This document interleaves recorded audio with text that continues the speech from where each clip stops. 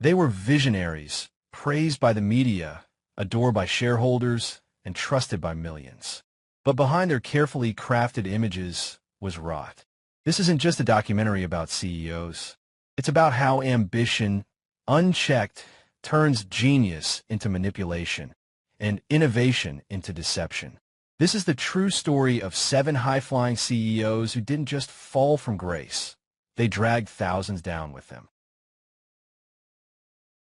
Jeffrey Skilling wasn't born into wealth, but he had something far more dangerous: brilliance without boundaries.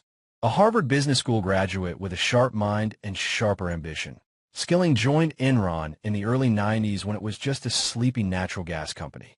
But he didn't see pipes or fuel. He saw potential. He wanted to turn energy into a trading commodity, something Wall Street could buy and sell like gold or tech stocks. He pitched a radical idea: mark-to-market accounting. It allowed Enron to book projected future profits today. It didn't matter if the deal hadn't earned a dime yet. On paper, it was a win. To Wall Street, pure genius. To Skilling, a license to create an illusion. Under his leadership, Enron morphed into a financial behemoth, crafting exotic trades, launching broadband schemes, and even attempting to control entire power grids. The media worshipped him. Investors cheered. Enron's stock skyrocketed. But inside the company, something dark was brewing. Behind the glittering headlines were special purpose entities, SPEs, shell companies used to hide debt and inflate profits. These off-the-book entities carried Enron's toxic liabilities, keeping the balance sheets clean and the investors blind. Skilling demanded absolute loyalty.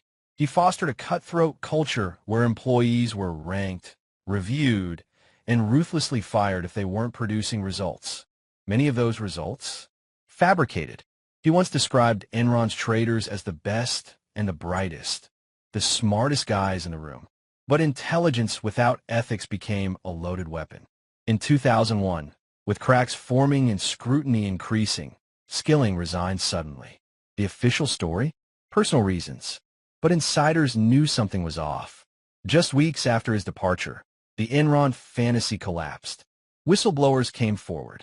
Accounting irregularities surfaced. The company's $63 billion in assets vanished into smoke. Tens of thousands lost their jobs, life savings, and pensions. And trust in American corporate leadership shattered. Jeffrey Skilling was charged with conspiracy, insider trading, securities fraud, and more. He was sentenced to 24 years in prison, later reduced to 14. He served over a decade, but the scars he left remain etched in financial history. Enron wasn't just a scandal. It was a corporate cautionary tale, one that proved how far unchecked ambition, wrapped in charisma and cloaked in complexity, can go before it collapses. And Skilling? To this day, some still debate whether he was a visionary or a villain in a suit. At 19, Elizabeth Holmes dropped out of Stanford with one obsession: revolutionizing healthcare. She wasn't chasing money. She was chasing immortality. With a black turtleneck, piercing stare, and a baritone voice that rarely cracked, she modeled herself after Steve Jobs. But her product wasn't tech. It was trust.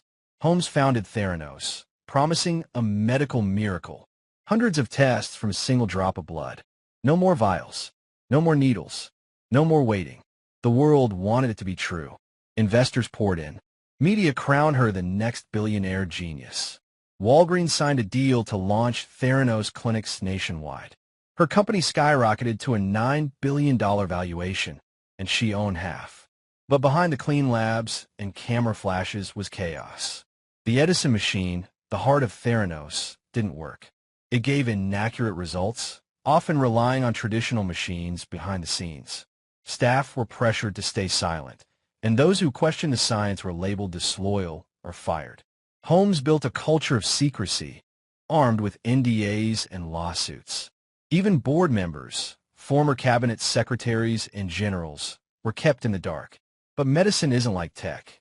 You can't move fast and break things when lives are on the line. Patients were misdiagnosed. One woman was told she was HIV positive, falsely. Another was told her cancer markers were normal. They weren't. The illusion began to unravel when Wall Street Journal journalist John Carreyrou launched an investigation. His sources, brave former employees, revealed the truth Holmes had spent years hiding. Theranos tried to silence the press with legal threats, but the story exploded. In 2018, Holmes and her COO and former secret lover, Sunny Balwani, were charged with fraud, accused of deceiving investors, doctors, and patients alike. Her trial wasn't just about one woman's ambition. It was a public reckoning. How could so many powerful people be fooled by charisma and a dream? In 2022, Holmes was convicted on 4 counts of fraud and sentenced to over 11 years in prison. Theranos was shut down, its name now etched into the halls of corporate deception. Holmes didn't just sell a faulty device. She sold hope and corrupted it. In the end, the blood she claimed could save lives became the very symbol of what happens when innovation is faked, not forged. And the scariest part? She almost got away with it. There are corporate scandals. And then there's Dennis Kozlowski, the man who turned executive fraud into an art form. As the CEO of Tyco International, Kozlowski was once a Wall Street darling. He took a modest industrial company and turned it into a global powerhouse through aggressive acquisitions. Under his leadership, Tyco's stock soared, revenue ballooned, and investors smiled. But behind the polished boardroom image was a man living like a pharaoh. His corporate spending was legendary, not just for its scale, but for its absurdity. A $6,000 shower curtain, a $15,000 dog-shaped umbrella stand, $2,200 trash bins, and gold-threaded drapes that hung in his Manhattan apartment like they belonged in a palace. But the crown jewel of excess? Party Popper, the $2 million Roman-themed birthday bash he threw for his wife on the Italian island of Sardinia. Dubbed the Tyco Roman Orgy, it featured ice sculptures that urinated premium vodka, half-naked centurions, and entertainment so extravagant, even Hollywood would have blushed. The kicker? He used Tyco's money to pay for it. To the outside world, Tyco was thriving. But internally, Kozlowski and CFO Mark Schwartz were siphoning off millions in unauthorized bonuses, forgivable loans, and fake benefits packages. They used the company's accounts like their own private ATM, racking up over $600 million in fraud. When questioned, Kozlowski maintained a straight face. I didn't know it was wrong. He claimed the board had approved the perks, that everything was disclosed, that he was simply being rewarded for his leadership. But prosecutors painted a different picture, one of greed, deception, and arrogance at the highest level. In 2005, Kozlowski was convicted on 22 counts of conspiracy, securities fraud, and grand larceny. He was sentenced to 8 to 25 years in prison and became the face of white-collar excess in the early 2000s. Chart-decreasing Tyco's stock collapsed. Newspaper shareholders were gutted. Firecracker and corporate America was once again under fire. The question everyone was asking, how could one man live so large for so long without anyone stopping him? But Kozlowski wasn't alone. He was part of a wave of CEOs who blurred the line between executive privilege and criminal intent. And just as the world was reeling from Tyco's scandal, another man was rising, promising an empire built on belief, community, and co-working. Up next, the barefoot billionaire who sold dreams, burned billions, and nearly broke Wall Street again, Adam Neumann. Adam Neumann didn't just create a company. He preached a gospel, and the world believed him. In the early 2010s, WeWork wasn't just about office space. It was a movement, a we generation, promising to redefine how humans live, work, and connect. Adam, the charismatic Israeli-born entrepreneur, spoke in visions, not plans. He talked about elevating the world's consciousness, turning real estate into a lifestyle brand, and himself into a spiritual shepherd. His board meetings were unconventional. He walked in barefoot, clutching shots of tequila, quoting philosophers between projections. He claimed to be the soul of WeWork, and for a while, it worked. By 2019, WeWork was valued at $47 billion. SoftBank, the Japanese investment giant, showered him with funding. Even his financial statements hinted at something deeper and darker. Inside, the company was hemorrhaging cash. Profits were non-existent, and losses were ballooning into the billions. Yet Adam continued expanding. Into schools, we grow. Co-living, we live. Even real estate funds. But the real story was unfolding behind the curtains. Adam trademarked the word "we" and sold it back to his own company for $5.9 million. He flew on private jets, smoked weed on international flights, and installed a $60 million personal retreat. He made business decisions under the influence, literally, and he surrounded himself with yes-men who feared his tantrums more than market collapse. Then came the IPO filing, a moment that was supposed to solidify WeWork as the next tech unicorn. Instead, it exposed the madness. Investors balked. Analysts laughed. The public recoiled. The numbers didn't add up. The business model was flawed. And Adam's behavior? Erratic at best. Dangerous at worst. Within weeks, the IPO was pulled. Newman was forced to step down, walking away with a $1.7 billion golden parachute, while thousands of employees were laid off. WeWork's value plummeted from $47 billion to $8 billion almost overnight. Its dreams of global domination reduced to a meme, a cautionary tale of startup delusion. Adam Newman didn't just mismanage a company. He weaponized charisma, cloaked chaos in community, and sold vibes instead of value. In the ashes of WeWork's collapse, one truth remained. Back-end index pointing right. Sometimes the greatest scams aren't fueled by greed alone. They're fueled by the world's willingness to follow someone who promises a better tomorrow, no matter how hollow it sounds. Some villains hide behind numbers. Martin Shkreli? He posed for the camera. Dubbed the most hated man in America, Martin didn't just chase wealth. He made a spectacle of it. In 2015, Shkreli, then CEO of Turing Pharmaceuticals, acquired the rights to Daraprim, a drug used by cancer and AIDS patients. Its price? $13.50 per pill. After Martin stepped in, $750. Overnight, a staggering 5,000% increase. The public was outraged. Doctors condemned it. Patients suffered. But Martin didn't blink. He went on camera smirking, sipping soda, claiming, "This is capitalism.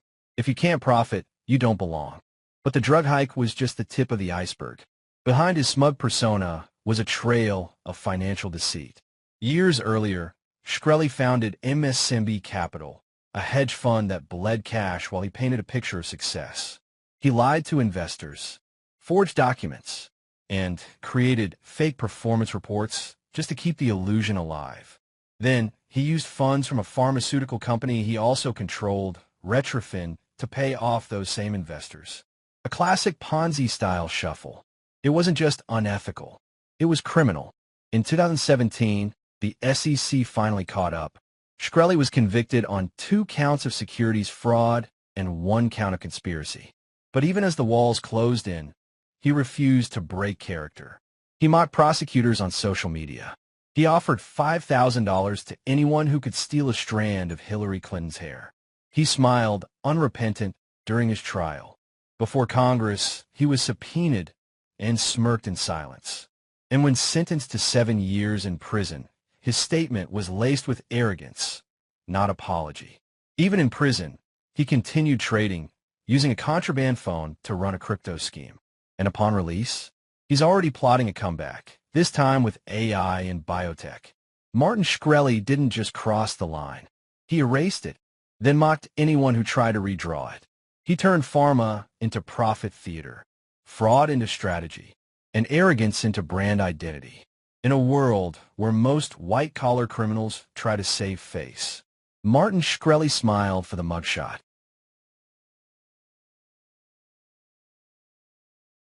He wasn't a Wall Street elite. He didn't wear the polished Ivy League badge.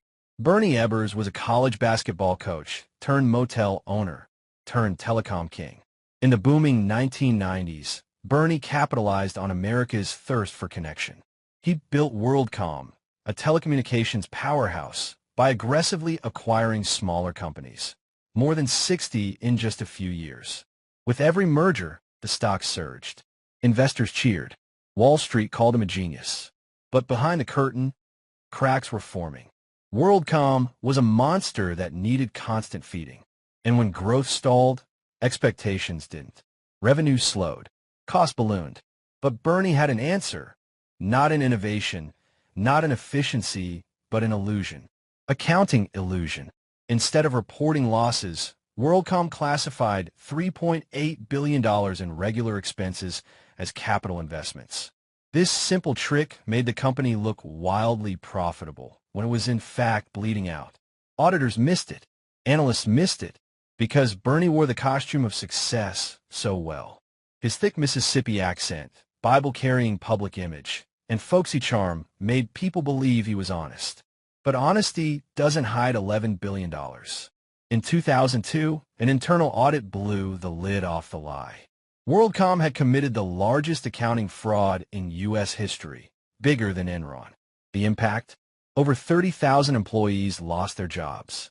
Investors lost nearly $180 billion in market value. Thousands of retirees saw their pensions wiped out overnight. Bernie Ebbers was arrested, tried, and sentenced to 25 years in federal prison. In court, he claimed he had no idea what was going on, that he was merely a visionary, not a numbers guy. But jurors didn't buy it, because at the top of a company that big, ignorance isn't innocence. In 2020, after serving just 13 years due to health concerns, Bernie was released. He died months later, quietly, far from the boardrooms he once commanded. WorldCom didn't fall in a fiery crash. It evaporated. A billion-dollar mirage that fooled investors, crushed futures, and changed corporate law forever. After the scandal, Sarbanes-Oxley was born, a toughened corporate accountability law. Because of what Bernie Ebbers proved, even a homespun telecom preacher can bring an empire down. He didn't just manipulate numbers. He manipulated belief. And when that belief collapsed, so did one of the biggest lies in corporate history.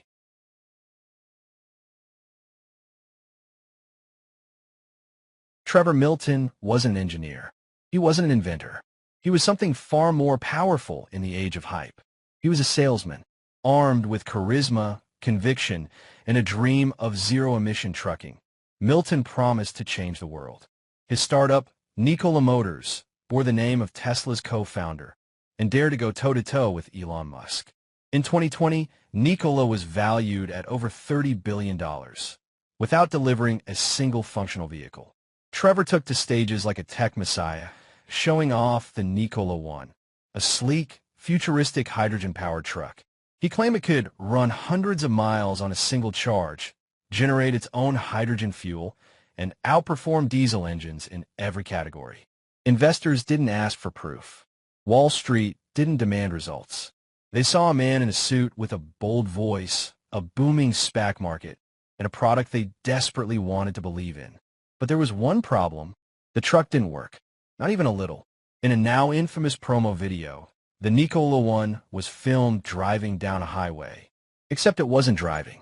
It was rolling downhill. The gears? Fake. The tech partnerships? Exaggerated. The hydrogen infrastructure? Non-existent.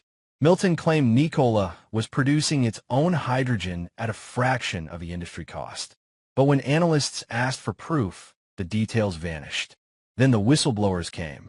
And with them came Hindenburg Research, dropping a damning report titled, Back-end Index Pointing Right, Nikola, How to Parlay an Ocean of Lies into a Partnership with the Largest Auto OEM in America. The report alleged widespread deception, fake technology claims, misleading statements to investors, and outright fraud. Trevor denied everything, but the SEC and DOJ moved in. He resigned in disgrace, yet by then, he had already sold off over $300 million in stock. Nikola's stock plummeted. The vision was shattered. The company admitted the truck wasn't operational at the time of its unveiling. In 2022, Trevor Milton was convicted of 3 counts of fraud. But even then, he showed no remorse, no apology, because in his mind, he had done nothing wrong. And that's where the danger lies. Trevor didn't just fake a truck. He faked a revolution.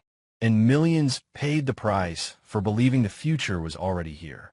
But the Nikola saga wasn't just about one man's deception. It exposed a deeper truth about modern investing, one where belief sells faster than reality. And as the smoke cleared from Nikola's collapse, a question began to echo in boardrooms and newsrooms alike.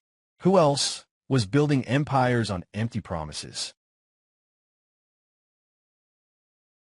They were brilliant, visionary, charismatic, and yet they fell. Not because they lacked intelligence, but because they overestimated their invincibility.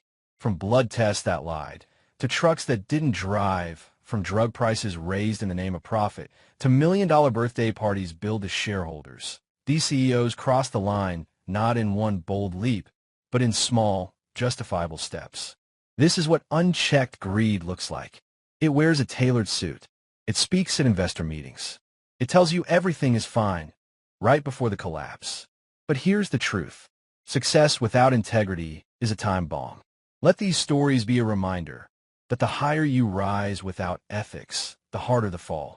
If you found this story insightful, don't forget to like, share, and subscribe to uncover more true stories of ambition, deception, and the price of unchecked power. Subscribe now and join us, because the next story might be unfolding right now.